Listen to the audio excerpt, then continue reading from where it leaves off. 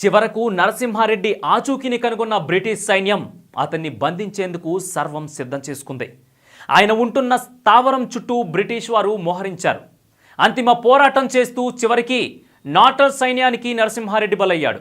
1846 October 6 చరిత్రలో మరపురాని ఘట్టం లిఖితమైంది. నరసింహారెడ్డి ఆచూకీ కనుగొన్న బ్రిటిష్ సైన్యం అతన్ని బంధించేందుకు సర్వం సిద్ధం చేసింది. నరసింహారెడ్డి ఆయన అనుచరులు ఉంటున్న గుట్టను చుట్టుముట్టింది. కలెక్టర్ కాగ్రేన్ నరసింహారెడ్డి లొంగిపోవాలని గట్టిగా హెచ్చరికలు జారీ చేశాడు.